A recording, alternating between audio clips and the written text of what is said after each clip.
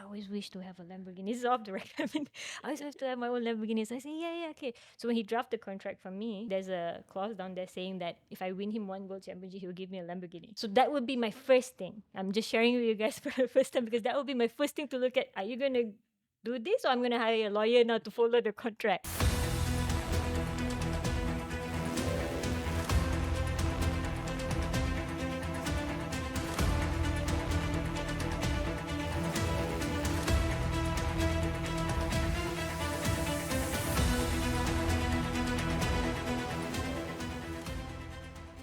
Hello, salam sejahtera, and welcome back to another episode of KOHAI SEMBANG BANGKIT Malaysia.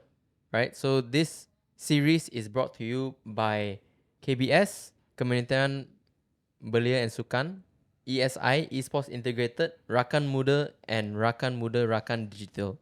So this is more like an activation to elevate the scene in Malaysia in terms of for esports. So for this kind of podcast series, you're bringing in a lot of iconic people from different types of games to share their stories and share their advices to the newer generations of how they can improve their skills in esports. So today we have brought to you our very special guest, right? So she's been in the scene for quite some time, and for a game that may not be as popular as Mobile Legends, but is still one of the games that will go down in history as a very popular game, which is CSGO.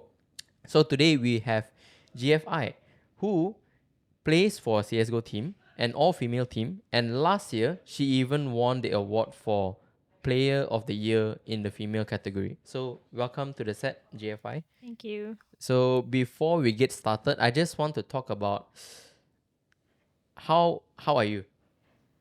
I'm fine. I'm How are fine. you? I'm good. Okay. So playing in the scene for quite some time, right? You probably are seen as like the veteran of the scene. Will you call yourself like a veteran? I think one of the ancient, One of more the than age. a veteran. It's above veteran. Okay, one of the above. Okay. So I've seen a lot of the stories online, right? So Yeah. like why you got yourself into esports and stuff like that. But maybe you could just share with the viewers like how you started this journey into esports. Okay, so Assalamualaikum. So basically, I started playing Counter Strike 1.6 just because of my late brother. We always go to the LAN shop, the cyber cafe, and then he liked the game a lot, and he taught me how to play it. I did not look at it as a competitive gaming back on my days and the era. We play games for fun. We go to the cyber cafe, we play at the LAN shop, we play against each other, and I would play against my brother, and he would always teach me how to play the game, which I'm not really a gamer. I grew up with two brothers, and it's very competitive at home. So along the way, when my brother passed away, somehow I stopped playing Counter Strike, and then I thought if I'm here, might as well I do something good for him, and doing it for him is doing it for myself too. So that's how I somehow venture into competitive gaming in a very male dominant scene back then, and yeah, here I am today. Okay.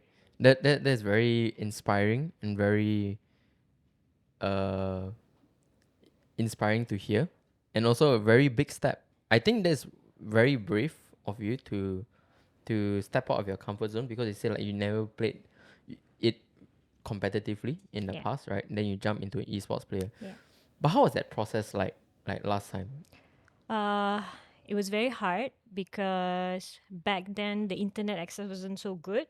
So we had to do it like mostly in LAN, and you do more practical rather than theory, because nowadays you can do more theory because there's a lot of things you can find on YouTube, online, and everything. So mine was more practical, one to one, going to the cyber cafe, going to the LANs, and then um, showing the effort that I actually starting to like the game, and I wanted to try it competitively, but there was no women scene or male scene, so whatever it is, it's not separated. It's just mainstream, the main league. So I decided to pick it up and tell myself that okay, this is what my late brother would do, and see how far I would go, how far I would like this. And it was actually quite nice, because I like the adrenaline of it. Competitive gaming, it's more towards like it's always not enough, and you have to learn more. and it somehow shaped me to become a better person in real life, where I learned how to be patient. I also learned that I have very short temper of patient. That's good and bad. And the process was harder for me because I'm a female in the scene. And then you can take like another person, like a guy that would put like 4 hours a day in Counter Strike, and he would be recognized. For me, if I put 4 hours a day, it would be equivalent to what he's putting. So I have to put like maybe, I'm just giving an example, like maybe 6 hours a day to eventually be seen, not even recognized. So it's always been hard. But I guess those hardship today, I would say it pay off because it was hard back then, but the result comes later because I was actually doing myself a favor for those extra hours. Yeah. So, you mentioned that it was like a very tough journey, right? What was the tipping stone, or like, because you said that when you go into the scene was to build like a full female team, right? Did it ever occur to you last time, like maybe being in a mixed gender team, rather than a full female team, or full female team is something that you always look up to at the start? So at the start, I never had the male and female thing because it's video games, like I grew up with two brothers, like I said. There was no like sister for me to play with, in some other games or masa-masa or something. I don't have that. So it's always like PlayStation and this and that. So playing against each other and playing together has always been a normality for me. So when I joined the guys team, it was a normality to me because I grew up with two brothers. It was nothing shocking, nothing new. Most of the time, the boys are mean. They are very straightforward. If you're not happy, you feel sad, you cry. And then they'll probably say sorry, and that's how they show they care. So I'm used to that again because I grew up with two, but I was very fortunate. So the process was very easy for me. My mind somehow blocked all the things that I would say bad things, that would make me feel like demotivated, feel like I want to give up, my shortcomings. It's not there because of my brothers and how they somehow were to me. And I brought it out to the world, and then I played in a mixed team with the guys. So I never had the mentality at that moment, at that era, to wanting to build a winning women team, female team. But it would be nice to have teammates that would be like female. That I would like to see that. That was always my thoughts. My thoughts, and to have someone who would like to play the game as much as I do, to have the same passion. It would be cool, like having a sister somehow. Yeah. Okay, so because you've been in the scene for, I would say, quite a while, which is like 16 years, right? To a point where CS:GO even rebranded to become CS2, Yeah. right? So I would say the journey is a long one. So I'm pretty sure you have seen a lot of things, right? So, but what was the most iconic one that was in your head at that time? Was like, this is my big break. This is where I can be something that my brother would want me to be. I guess it was me being able to play internationally for an all-female team, but it's for a Chinese powerhouse. They're from China, and that was one of the thing where it was not easy. It was quite hard to make those decisions because because I've always used to play locally for a Malaysian team. It doesn't matter if it's a female team or even if it's a male team. It doesn't matter to me. So I've always very not loyal, but that is my bread and butter. I'm always there. But being able to compete internationally and then to be able to expose myself to more learning curves of how esports being done, how is it being in a proper organization, what is the work ethics that I feel like I have for half a decade. I feel like I have it. But when I go there, someone has just played CS for like maybe 2 to 3 years, they have better work ethics. The coaches are different, the staff are different, the bosses are very different.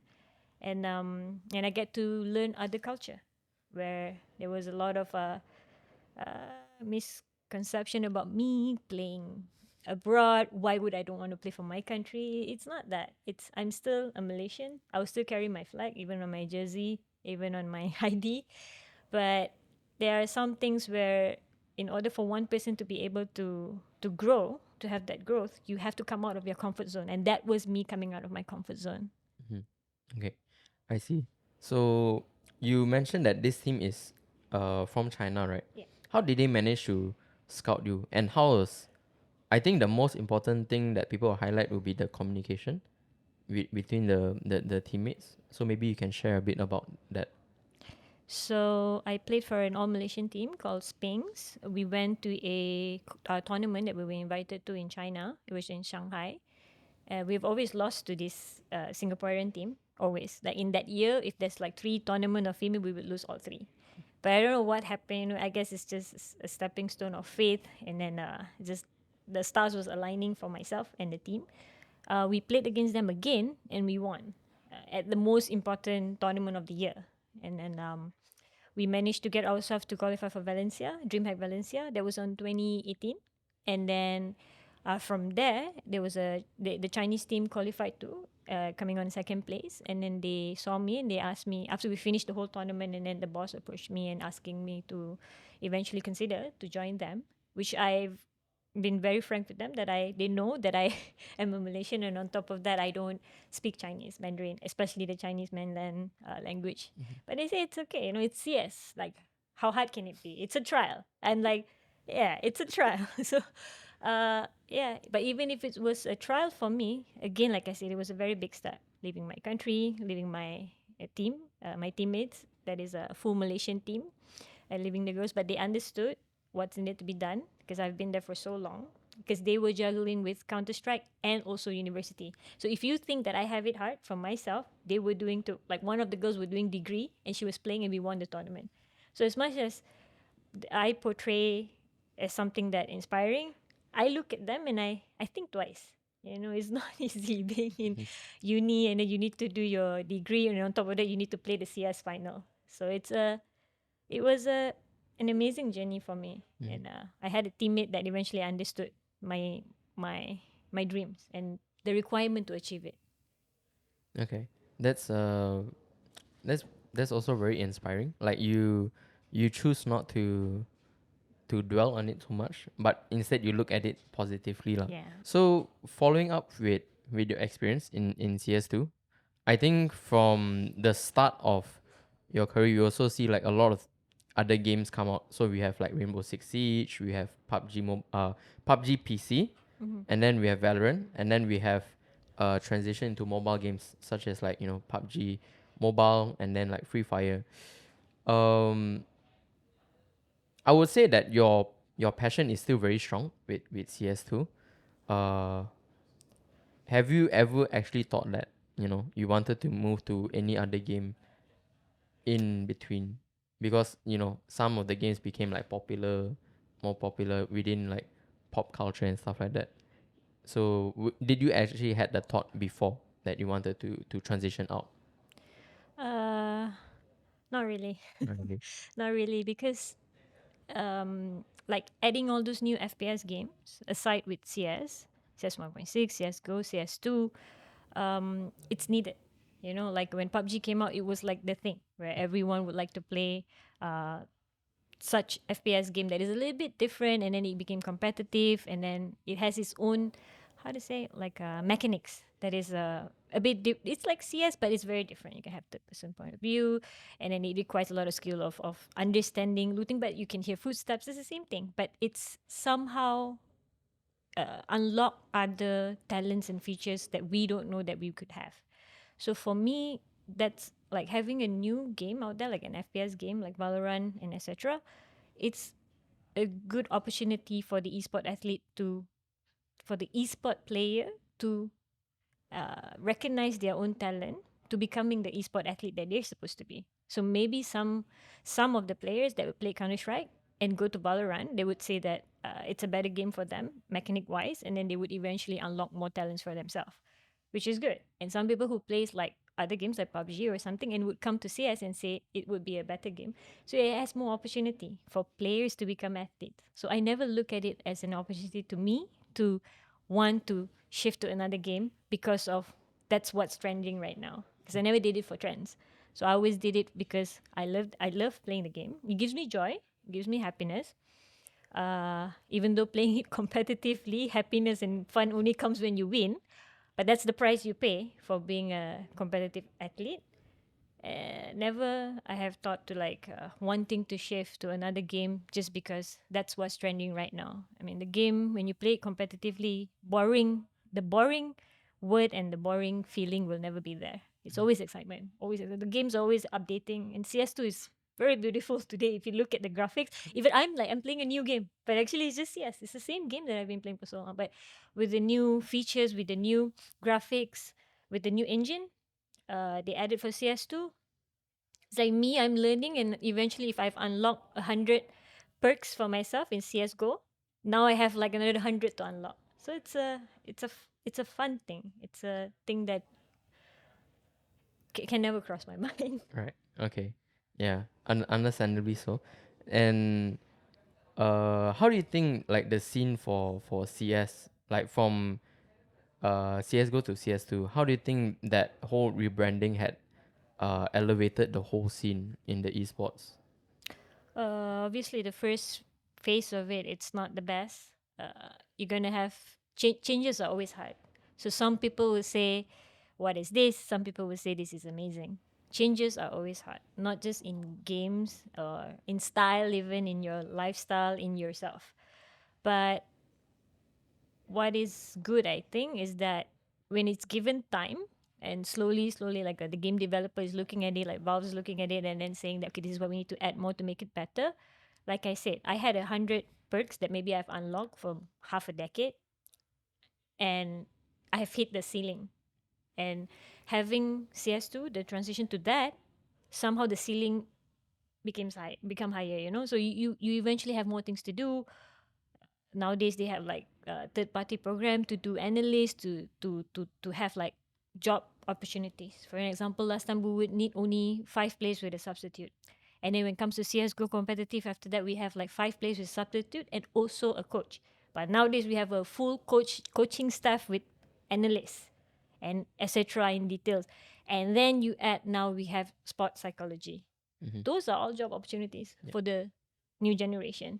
So I do not see anything that is bad. When you give it time, somehow things will become more better than what it's supposed to be done. Yeah. Okay. So you mentioned about like, having more opportunities in the field. So I think the one that highlights it the most will be like the psychologists. So I see nowadays there's a lot of esport teams bringing in psychologists to help out with the mental of the players. Have any experience with any psychologist for the team, and how have they like helped, in terms of like the mood, how you guys think before and after games? So we do have a sports psychology in our team. So basically, we do a one-to-one session. It's always a private session. And as for me, because so in the game I'm the IGL, and in real life I'm the mother to my team. The responsibility sometimes is very overwhelming. And then in order to take care of how I feel, and at the same time, I need to take care of myself, and I also need to take care of them, of how they feel. And sometimes our feelings doesn't align.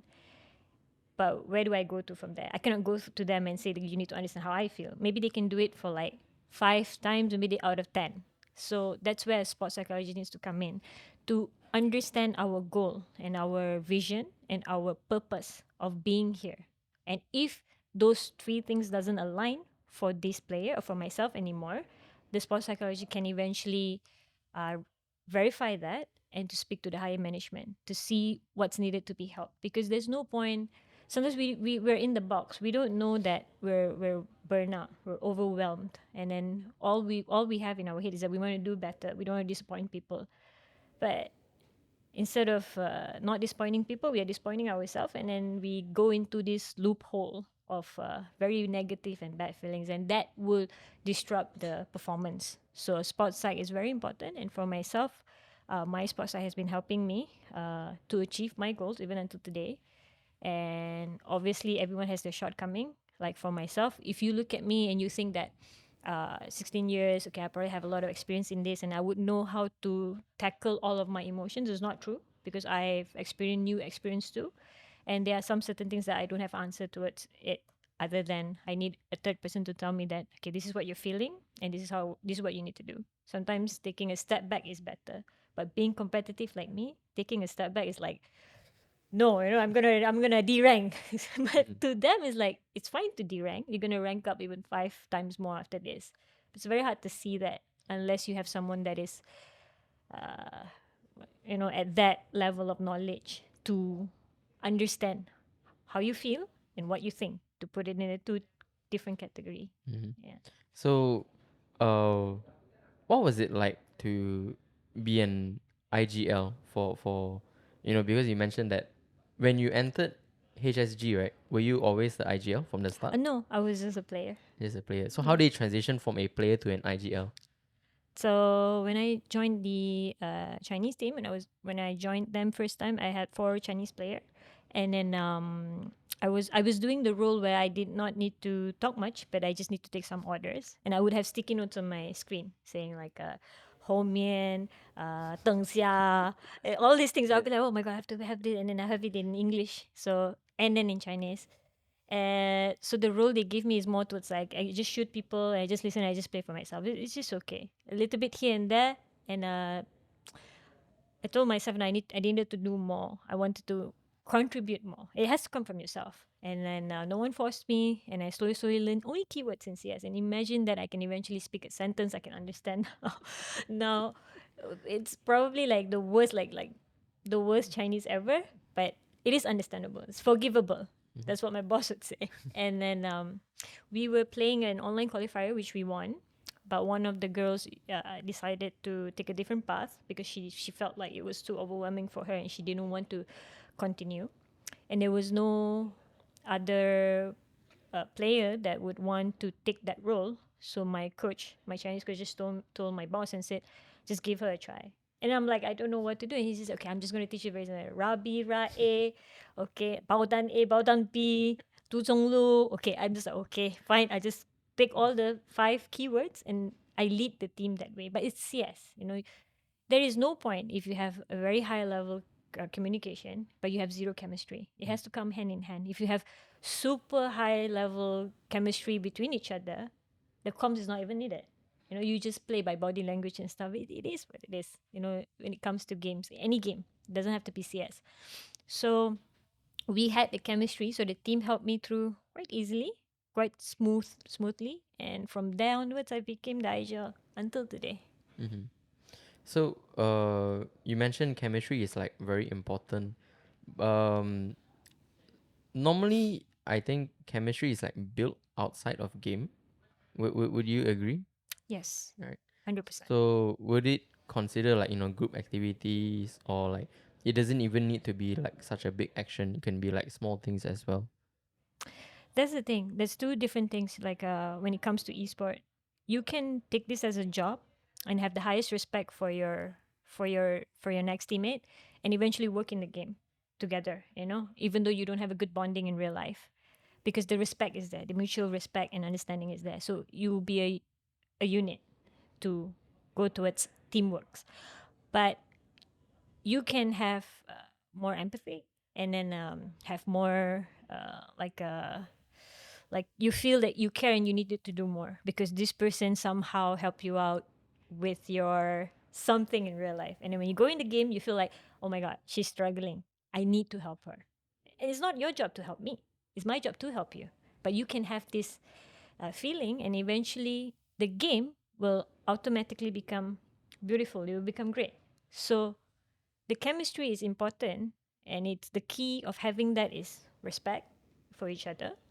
And if you have some sort of issue with each other, you do not keep it in. You have to be honest. So when you do something honestly, not just esport, anything you do in life honestly, even going out and telling your mom the truth that you're going to go somewhere, you will be blessed. It is facts. So when you apply that to CS, it is the same thing. You apply it to esport, the same thing. So respect and honest, and you have to be loyal, and you have to understand. You need to be more people at some certain situation rather than player. Sometimes you need to just be a player to some certain situation. So it's an all-in of a mixture of what we call today. It's not that easy, and we have to have like sports psych to help us and etc. Because we cannot, because the world of today it's so fast. like how our internet is very fast. Nowadays, the speed. So the speed of things, the speed of the emotions, how you feel is too fast. Yeah. So, yes, empathy. So I think empathy, right, is one of the like a characteristic that is commonly related among female. Like it's very hard to find this certain characteristic in a male team, right?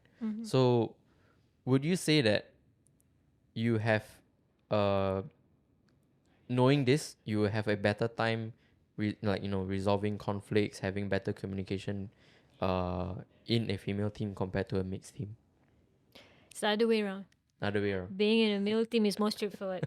I have a problem with you. Okay, sit down 5 minutes, shout at each other's face. Okay, let's go. We got a game to play because the mental strength is very different. The mentality towards wanting something and understanding what's needed to be done while things are hard and not taking your own emotion out towards what's needed to be done there is a whole different level. When it comes to the female scene, that's where the sports side comes in. Because like I said again, you need to be knowledgeable. There are the do's and the don't. I'm not saying I'm not saying like female mentality is weak. It's not. It's just that the upbringing is very different. We care more. Okay? On the most general baseline, we care more. I care more. But because of my upbringing and I played in the male scene, I understand that you need to care more of the aspect of maybe game plays for yourself and etc. But what comes next is you need to work towards those things, not just care and then get upset and then nothing next, and something needs to be pointed out to do. So when it comes to the playing in a guys team, for me was much more easier to resolve problem because everything was very straightforward. If you don't like me, you tell me to my face. And if I don't like you also, I'll tell it to your face. But if you get the job done, it's done. Because that's what we're here for. We don't need to like each other. So you have the chemistry in the game. Like I said again, in real life, you have lack of empathy, it's fine. But it needs to come hand in hand with the respect. So if I say something, like someone tells me, Ramona, you're shooting very bad. Jeffa, you're shooting very bad today. I wouldn't go to the corner and cry. I would ask that person again, like, if I'm shooting very bad today, in what aspect? Because I want to know more. It's the guy scene would do the same because all they care is about the game and the result. In the female scene, it's a bit different. A bit soft, and you need to eventually tackle the problem in a different way. When someone is having a bad day, especially like in my team, I just give my team an example. When someone is having a bad day and I become an IGL and I go there and I say, what are you doing? You're shooting very bad today. In her mind, I'm trying to bring her down. Why I have to be so mean? In my mind, I'm doing my job. This is what I'm paid for. So where do we meet? So it's very hard. So I have to understand as being one of the elders and also have to understand as being one of the most experienced in the team. Even in the scene, I have to eventually tackle the problem in a different way. I think you're feeling a little bit down today, and that's why you're not shooting quite well.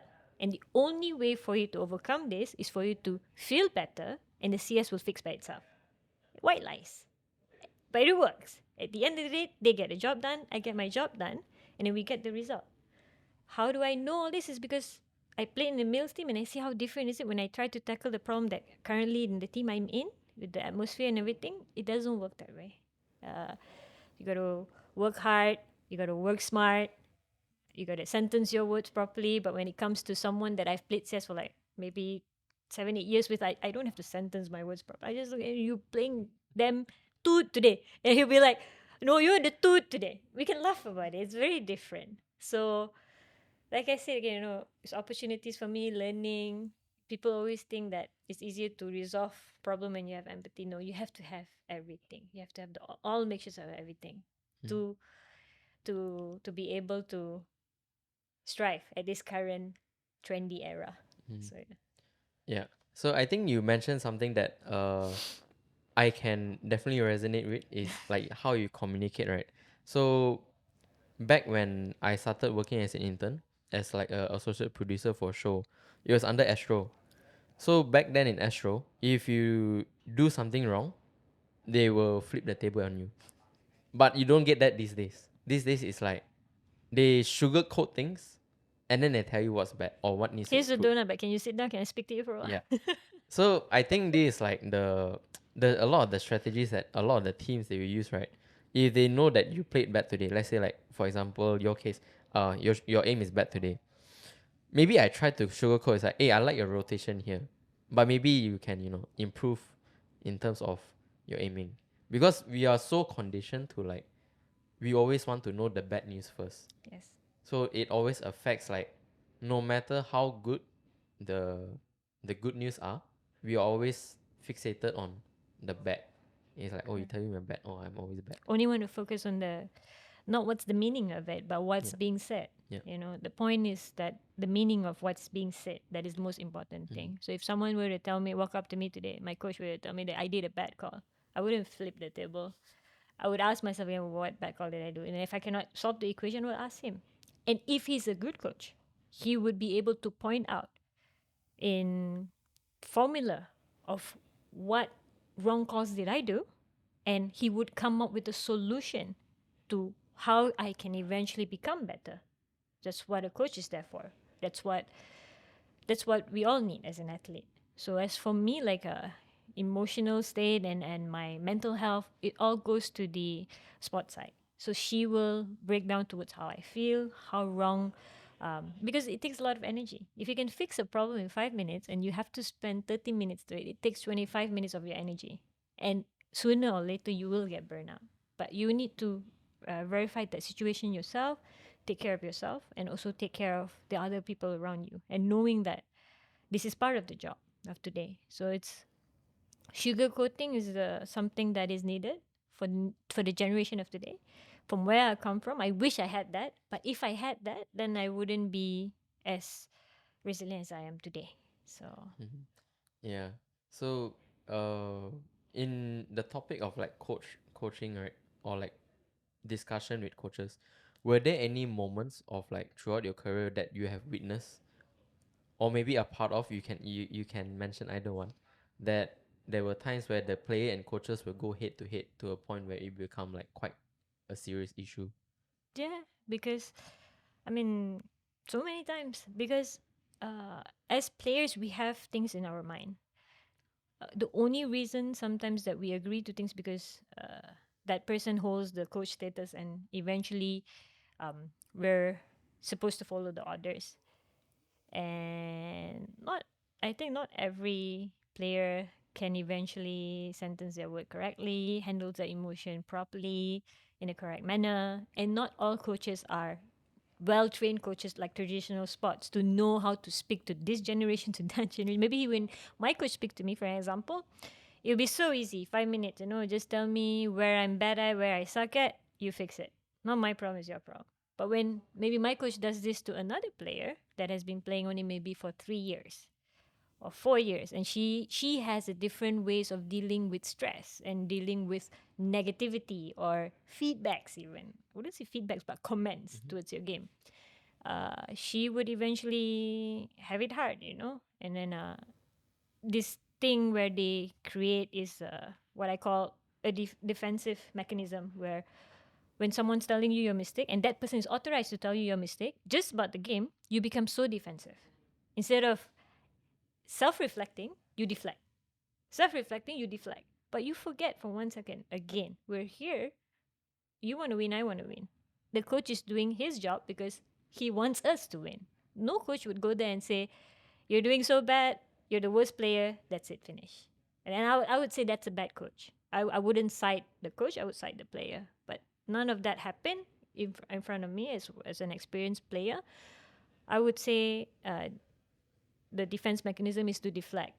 And this make the whole process for the team and for this player itself very slow, to eventually achieve what we want.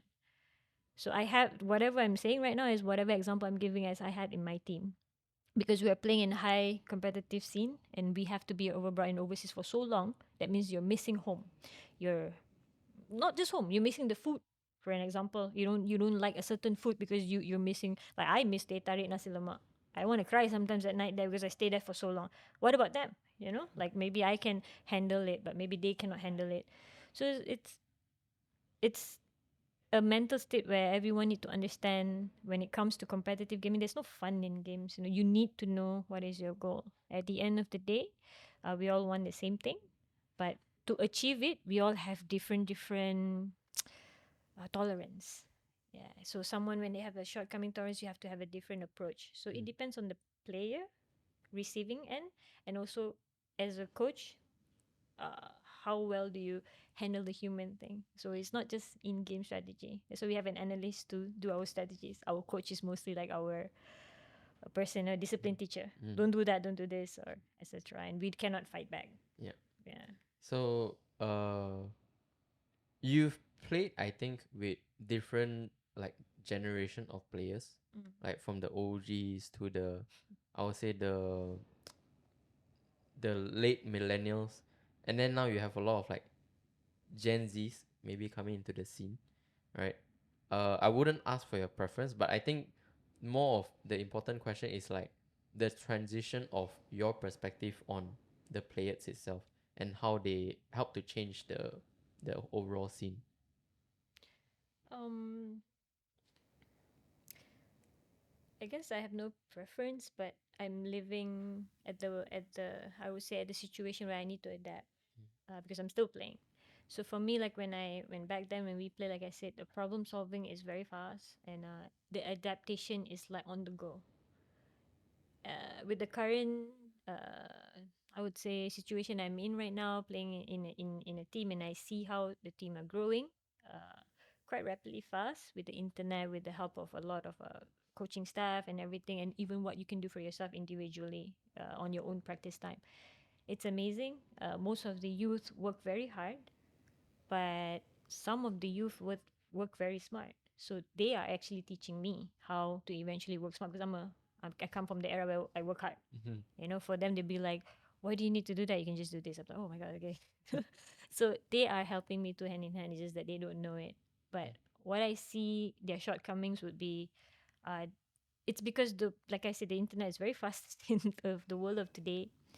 So if you take this as a hobby, your hobby can change very fast. So from where I come from, the era I came from, everything was susah, everything was hard. You know, you want to, example, I my mom couldn't get me a computer. I need to go to the cyber cafe. I need to pay like top up card RM5 or 10 ringgit, and I have to go in, and then like I really have to finish this game at this time because I have only 30 minutes left in the.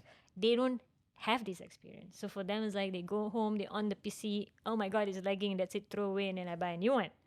And then they have like monthly Shopee SPay, for an example. It is good, but it's something that I never have. So for me, I am more sentimental. So I I kind of miss how it was back then. We, like I said, less theory but more practical. There was more one-to-one. There was more empathy, like in human interaction. It was nicer to know that if I say something, this is actually how this person feels. I can only know now because I'm in the boot camp, and I say something, and then this person actually shows a face. Oh my god, I didn't know that. Actually, I was making you upset. This is very different. So the youth of today, they are more, I wouldn't say secretive, like more, they keep things to themselves. That is where it's not good, because you feel like if you share, you're like something not good. You're like a tak kuat, you know, you're very weak, which is not true. Because as a team, I always tell my team, you need to share, you need to say. You cannot keep it to yourself, because then what for am I here with my experience if I cannot know how you're feeling? You're my teammate. If I'm making you upset, you need to tell me. So maybe some of my teammates would tell me very different. Like I would play in the male scene, I would scold my teammate before, and he would be okay with me scolding him in front of people. It's yes. I don't scold him and say you masak nasi lemak tak sedap. No, I just say you didn't throw your flash properly, for an example. So that person would acknowledge it, and by acknowledging it, he will also say not just sorry, but I will do better. So that when you hear this, your shortcomings become okay. They diffuse. But the people today, they're like, sorry, sorry for what? Then you do it again and sorry, sorry for what again, and you do it again and sorry. So it becomes like a, this person will say sorry until she or he feels that I'm apologizing too much and I'm the worst or something. And this other person would feel like, the receiving end would feel like you're only saying sorry for the sake of saying sorry. So it has no meaning. So I always try to teach my youth player that saying sorry comes with a package of how you're going to do better next. And if no excuses. No saying that, oh, sorry, but I threw it 100 times already. Yeah, the 100 times was this one time that you didn't do well. So you cannot talk about the 100 times. You have to talk about this one time. You have to acknowledge it. So the moment you accept and you acknowledge it, you tend to gain and you learn more. But the moment you start to deflect, you start to give excuses, you become this ball of a defensive mechanism of a person, of a player, you lose a lot. You don't just lose the game, you lose a lot. You don't learn anything. So I need to be this foundation to my youth player.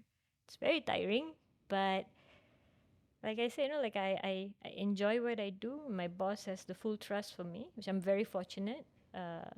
There's only one title left for me. I've won locally. I've won C. I've won Asia, APAC. I have not gotten the World Championship title. So I mean, I wouldn't say I want that and then I'm going to retire. No, I'm way past the retirement form. The form has burned, but the goal is still there. And I would like to see, even if it means 4 years from now, my boss still have so much faith in me, and I would carry the trophy one day. Then, yeah, I mean that means I've lived life to the fullest of however I want it to be.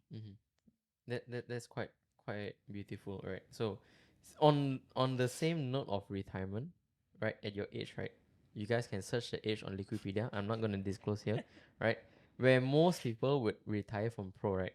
But what still gives you the fire to still stay active in the scene? I'm getting paid big money. No, I'm joking. So, not getting paid big money. Basically, my boss, he always wanted to be a professional CS player, but he eventually has better things to do, like better business to run, being a sport player. So he kind of entrusts his hobby, his dream, I would say, to me and to align it with mine. I've always wanted to, do this for a living and then have to eventually win the world championship title. That was a dream that I am still trying. I've climbed up the steps from local, Asia, APAC, and I wanted to go to the highest, the ultimate. And to do that, you need, I would say, a foundation. I wouldn't say funding. Funding is the whole different level of what's being burned here, but you need a foundation. You need the right sets of people with the right sets of mentality, passionate towards the dream that's going to cost a lot, especially in a region where Counter-Strike is not being looked at. So I found him and he found me, and we took that leap of faith saying, how hard can it be? It was very hard. I'm sorry, boss, if you're watching this, but it is very hard, but it's hard, but that's what's fun. If it's easy, then everyone is going to do it. If it's easy, then I'll be doing something else after this. I won't be sitting here talking about all these things, all this hoorah. But it's hard and it's bittersweet, but I'm sure that it's not the journey that counts the most. It is the destination that we're going to. And once I reach there, and I hope to sit here again and speak to you about the sweet part. But for that, now it has to wait lah. So hopefully that dream can come true for my boss. If let's say that comes, then what's the next step?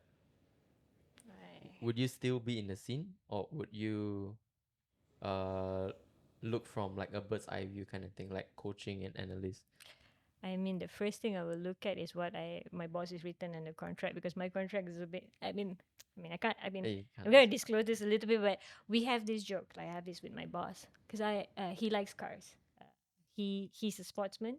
He owns the Chinese football club, and he likes cars. So he has all these nice cars. I always told him, like, oh, I always wish to have a Lamborghini. This is off the record. I mean, I always have to have my own Lamborghini. So I say, yeah, okay. So when he drafted the contract for me, there's a clause down there saying that if I win him one world championship, he will give me a Lamborghini. So that would be my first thing. I'm just sharing with you guys for the first time because that would be my first thing to look at. Are you going to do this, or I'm going to hire a lawyer now to follow the contract? So that is a joke that we have for each other. But he has given me more than a Lamborghini. He's giving me a lot to help the team and everything, to do it for Asia. Career-wise, I have no idea. I'm not sure if I'm going to be a good coach because I am more like a mother-ish, like players like me and hate me at the same time. So I don't want to destroy any art. But yeah, I mean, retirement, it's way past that. Looking at what's next, always just looking at the next tournament and the next game and the next qualifier. Never looking at like a plan B where I have to feel safe. Where, okay, maybe I need to look at an analyst job. Maybe I did thought of like, what if what if we're done and I get fired or I lose my job here? What if I'm not good anymore in the game? Those are not something that it's in my control. Maybe someday I'll lose my skills because of age, due to age or whatever it is, and it's the time where I need to figure out what's next, for myself. But as for now, I'm still interested to carry this team, to play international tournament, to try and win the World Championship title, not just for myself but for the org and for the whole region. And my focus day in and day out waking up has always been that. So I've not thought of other things that would take more space in the head that I have here right now. So it's always been whatever I'm doing currently right One now. step at a time. Yeah. Okay. Day by day. To be honest, I never really like the question when people ask me what is your plan for the next 5 years. I wish I have like a Pandora box to open and know what's next. I don't even know what's gonna happen tomorrow. Don't even know if we're gonna be here tomorrow. Yep. So yeah. Okay. So we have reached to the NESDEG segment. So basically the NESDEG segment is the National Esports Development Guideline, which is a blueprint to help the elevation of the esports scene here in Malaysia, right? So with your experience in the field, what is the most important aspect when looking at a player team contract? The first thing you need to understand when you sign a contract, the losing end is you. It is not the org. It is not the club. Or whatever it is that you sign. A company, for example. You always have the losing end because it's a contract that you're working for them. But at the end of the day, it's what's fair, you know? Some people sign contracts for money. Then you need to look at what's fair. Maybe you don't have an exit clause, but you have a lot of money. That makes you happy, then okay. Some people sign it because they're very passionate. It's not about the money. They're very passionate about the game, and then they just need some sort of support, a foundation to be in an org and stuff. Then yeah, look at what's fair, for you. But at the end of the day, a player's contract will always side the organization because they are the one funding it. They are the one.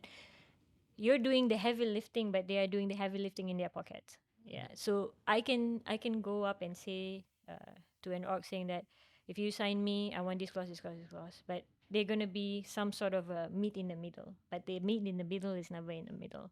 It's always gonna be on their end. They can release you maybe in 3 months, but you got no pay. But if you wanna quit, it's like you have to give like a 6-month notice, for example. It's always gonna be that way because it's not a 9 to 5 job. It's a team, You cannot, as an organization, you have to understand that we cannot just replace players just like that. Even we bench a player, we are running in pain losses that not just paying salary, but also needing to find the replacement, the correct replacement for that. And to hire another player, to eventually take in another player, you can't just hire them today. You need to trial them. In a trial section with 1 month to 3 months, and it could work and could not work also. And that's painful for an organization. That's something that players need to understand. I'm a player, and I'm speaking not just on the behalf of the organization, but also to make players understand that there's no winning in a player's contract. So the most important thing is that if it's for the money, look at it properly, and your clause would be unfair. It is what it is. But if it's for not the money and for a foundation to be in an org to try and see professional formula of the org that can provide you, yes, then you should look at the fairness of the contract. Exit clause, salary, if the payment is late, are you going to get some, like bunga, I don't know how you call it, like compensation for it. I call it bunga. My boss will look at me and say, what? No. Yeah. But yeah. So you have to look at all those. Okay. And never sign for 6 months. And never sign for 2 years. You always sign 1 year. And simply why? Because 1 year can change a lot. 1 year can happen a lot. And for any sports performance to review the performance for an athlete is 1 year, and then it's a 1+1. That's why I always tell my team and myself to. Okay. So yeah. And then just to follow up on that question, based on your experience at the start of your career until now, how has all these contracts have changed? Have teams been putting more focus, or it's more or less the same since the start? I mean, I can't speak for everyone's behalf, but for our side, it has improved a lot because if it's like we have different contracts. For the Chinese players, we have a local contract where they need to have EPF, they need to have extra things, and they need to be paid from the company. They have medicals, and for the foreigner players, we have the allowances. We have, if we need to house them, let's say one of my players from Brazil, and we need to house them, we need to eventually take them here, and we cover their expenses. But that means they have to have a performance salary. So if you request for, I'm just putting numbers, 1,000 USD for an example, and then at the end of the day, if your performance sheets are very good, you don't stay at 1,000. So you go up. So you always have a very, I would say, in the middle of a basic salary, but everything is covered because you have to live abroad. And then everything else, like working visa, everything is being covered. Same goes to me. But for the Chinese players, it's different. So we have our contract draft up sportly in the most fair way that we can. But like again, I said, fairness only comes to the organization because they are the one putting in more Yeah. financially. Okay, understand. So, what advice can you give for KBS in order to improve the local esports scene, especially for competitive shooting games? Like CS2, Valorant, PUBG Mobile, Free Fire. I mean, the exposure, I understand that the game exposure, like Valorant, Valorant is much more famous here in Malaysia, but CS is way out. CS2 now. Try and have a look at the game. It's very beautiful. It's nice. As nice as Valorant too.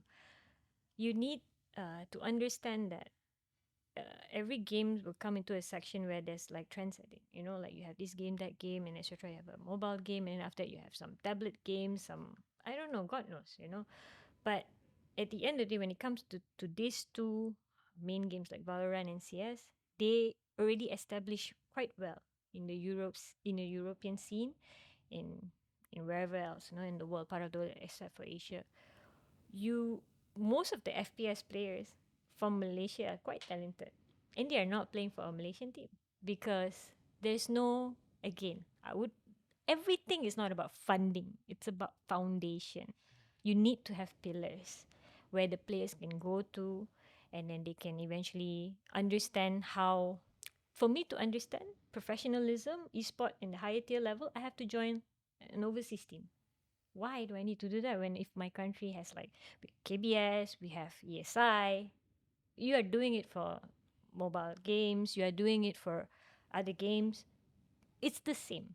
So the players are, I wouldn't categorize them. I categorize the game, but I wouldn't categorize the players. So what would be best would be you create a foundation. It doesn't matter what game is it. It can be I can play Valorant, I can play CS, I can also play Mobile Legend. I also can play PUBG.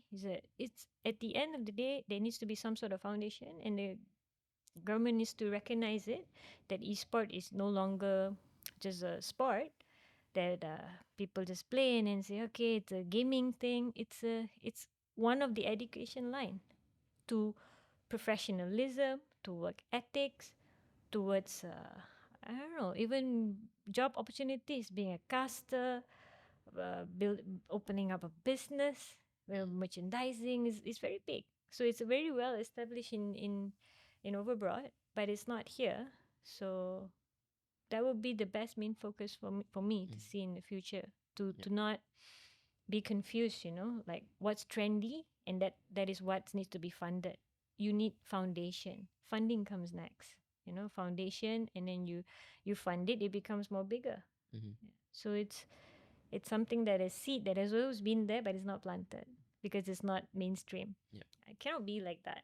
Yeah. Because most of the, you see Davai, he's playing Valorant. He won like one of the best top players in the last VCT. Yeah. And he's recognized very well in the overseas scene. But when he's here, he's like, meh. So it's a bit sad. Yeah. You know? It has to start from us. They are already doing their part, like Valve and VCT for Valorant and CS. And the players are already doing their part, myself and all the other players. So the other part needs to come from the foundation. Yeah. The big place. I think one big thing that is like missing in this puzzle is like an organization that is like truly passionate in esports and not in it just for, you know, money. Because in the end, it's not really like a profitable business if you're an esports company. I mean, I would tell my boss to sit here. Everyone might cry listening how much he has burned his money Yeah. for this team Yeah, to win because a a world lot- championship. A lot of the bosses that we interview, they said that they use, you know, esports as like a marketing tool, which is very successful. If you look at League of Legends as like T1, if for Mobile Legends there's, for Malaysian team there's Homeboys, there's SRG. All these teams, they are very successful in their own way. So let's say selling merchandise, opening up, you know, offices, buildings, cafes, stuff like that. Yeah, it truly just depends on the organization whether they are willing to take maybe the first 5 or even like 10 years to sacrifice the funds just to build up that brand. But don't forget, before those merchandising coming, you have people that sits 12 hours a day looking at the phone and playing and grinding. Yeah. That's where it comes from. So Yeah. it's still, at the end of the day, you should not exclude any players from any game category. When it's a player that is putting their heart and soul in it for many years, it's not that they should be recognized. That game category should be recognized and there should be a foundation for it. Before it becomes a marketing tool, you have people that's actually just passionate about the game and wanting to win for themselves, win for their country. It's all start from there. It's same for any game. That's what I've been trying to tell. Like it's a bit hard, but yeah. And money comes later. You can't put RM1 today and expect RM2 tomorrow. If have, I also want. You tell me, then I'll we speak later. I also want to do this investment. RM1 today and RM2 tomorrow. But Yeah. no such thing exists. Okay.